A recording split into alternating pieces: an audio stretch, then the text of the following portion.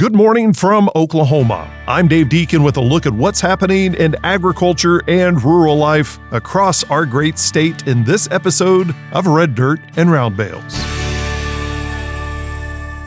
There's an old road in Oklahoma that's having a birthday. Not the kind with cake and candles exactly. It's more like chrome and neon.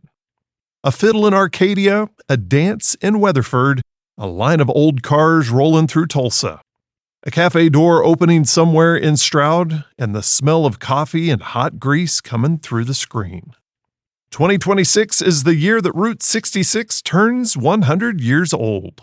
Now, a century is a long time for anything to last in Oklahoma weather.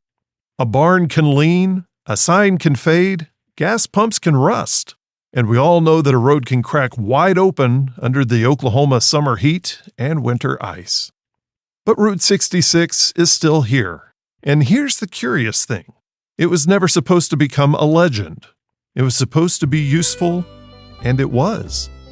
Back in 1926, America was just trying to connect itself. Cars were no longer toys for the rich, trucks were carrying goods, and families wanted to move. Farmers needed roads to towns and markets beyond the county line. And in Tulsa, there was a man who looked at all the dirt and distance, and he saw opportunity. His name was Cyrus Avery.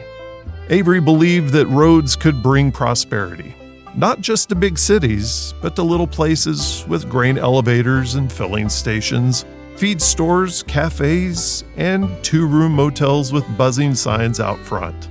He understood something plain. A town without a good road could be passed over by history. But a town with a good road had a chance. So when U.S. Highway 66 was born in 1926, Oklahoma was not just along for the ride. Oklahoma helped draw the map.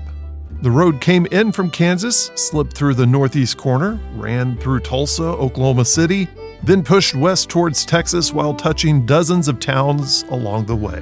When it came down to it, about 400 miles of concrete crossed Oklahoma. And that made Oklahoma more than just the middle chapter. It made Oklahoma one of the main chapters. You could see the whole state change through the windshield. Green hills to the east, oil country around Tulsa, red dirt, pastures and courthouse squares, rail lines, wheat fields, big sky opening wider the further west you drove. And along that road, people made a living.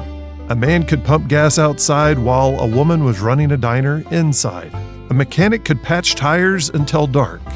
A family could rent cabins to strangers and call it a business.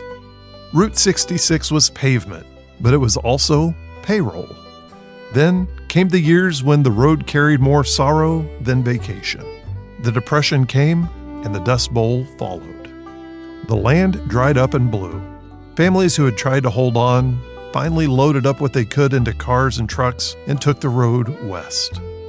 That's when Route 66 became the Mother Road. Not because it was soft, because it carried people when they had nowhere else to go. Imagine this for a second. A father at the wheel, quiet. A mother counting coins. Children in the back watching Oklahoma disappear one fence post at a time. For some, Route 66 was an escape. For others, it was an enterprise. And for many black travelers during segregation, it was more complicated. The open road was not open to everybody in the same way. A safe spot mattered. A place that would sell you gas, let you rest, and treat you with dignity mattered. Near Luther, the Threatt Filling Station became part of that story. And that tells you something important. A highway can promise you freedom, but the people have to make that freedom real. After World War II, Route 66 changed again. The country had more cars, more confidence, and more appetite for going somewhere just because they could. Neon signs came alive, motels filled up, diners served pie by the slice, especially the strawberry pie. Roadside attractions learned how to make a child beg from the back seat. And in Oklahoma, the road grew its own personality. A blue whale appeared near Catoosa. A round barn stood in Arcadia. The Rock Cafe kept serving in Stroud. Old bridges and filling stations became mile markers of memories. And then, just when Route 66 seemed permanent, the Interstate came. Faster and straighter roads. Roads that didn't care much for Main Street. Traffic moved away from the towns. Some businesses closed. Some signs went dark. Some towns got quieter. In 1985, Route 66 was officially gone from the federal highway system, and that could have been the ending. But it wasn't. Because people began to miss what speed had taken from them. They missed the old road that slowed down enough to notice a town. They missed the cafe where somebody called you hun. They missed the strange beauty of a place that would build a whale beside a pond and trusted travelers to understand. So Oklahoma started to save its piece of the map. Not all at once, and not perfectly, but steadily.